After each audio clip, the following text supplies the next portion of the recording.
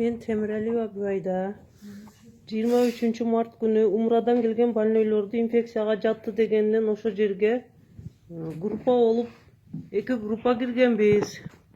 24 сааттан иштедик. Кийимдерибиз талапка жооп бербейт эле. Маскаларыбыз да талапка жооп бербей, формаларыбызды жууп, кургабай эртең мененге чейин нын бойдон кайра ошолорду кийип киргенбиз. Ошонун ичинде бирге больной жат бир палатада жатса, экинчи палатада тамактанганбыз. Эми ошол жерде бир туалетке киргенбиз. Шарт жок болгон. Ошон үчүн чоңдорго айтканбыз. Кийимдерибиз кургабай атыр, кийим бергиле десек жок. Өзүңөр жаап иштегиле деген. Мына биз ошентип ушул эме вирусту жуктуруп алдык окшойт. Анализдерибиздин биринчиси таза, экинчиси положительный чыгып калды. Буга бардык ошо чоңдор күнөөлүү. Өзү ошол контордогу чоңдорду директор кеткенде эле калган жагы оңолуп кетпейт го. Бардыгын ошо жерде тазалап берсеңиздер жакшы болмок эле. Негизи ошол бардыгы отуруп алып биз айтканда өзүңөр жаап иштегиле дегенден көрө бизге ошо элден келген жардам формаларын берсе болмок эле.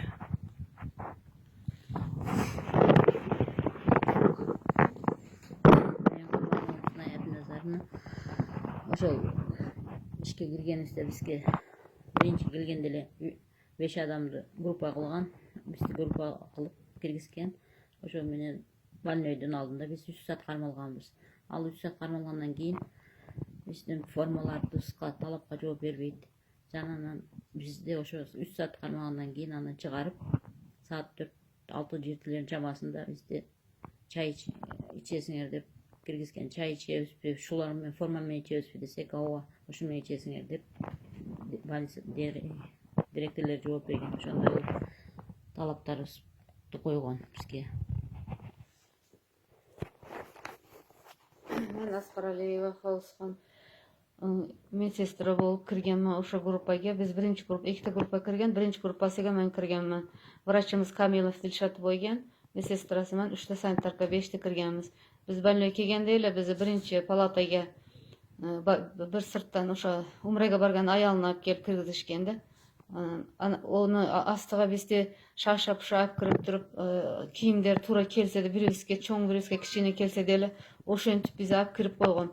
Анан өздөрү биякта даярдыгы эме болбогон үчүн биз ошол жерге кирдик. Больной состояниясы жакшы болгон, температурасы ошол пайтта жок болгон. Врач көрдү, мен градусник койдум, көрдүк. Анан врач айтты, болду, больнойго эме мындай жардам көрсөтө турган эме эмес экен. Текшерип көрүп чыктык. Эми сыртка чыксак болот деп сыртка чыксак, бизди кайра киргиле, ошол жерде тургула дей берди. Биз ошо форма бойдан врач медсестра 3 санитарка 5 киши болуп туруп, ошол жерде точно 3-те кирип баштаган болсок, почти 4-4:30 чейин ошол жерде турганбыз, тура бергенбиз. Туруп тургула, биз даярдалгайлык, туруп тургула дей берген. Аны биз биринчи анализ отрицательный чыгып, экинчиси положительный чыгып турбайбы? Ошого эгерде биз жуктуруп алган болсок, ошондо жуктурдукпу же кайсы жерде биз ооруну жуктурдук, бизден ушуна положительный чыгарып атыптыр. Анан иякта биринчи анализ отрицательный болуп, анан биз ак коргонго обсервацияга келгенбиз. Биякта кийин текшерген экинчи анализде положительный деп берип атат. Биз кайерден жуктурдук? Бизде биякта шарт жакшы эмеспи? Же иякта шарт эмес? Биз түшүнбөй калдык. Биринчи аппараты бузулуп калды деди. Эми болсо положительный дейди.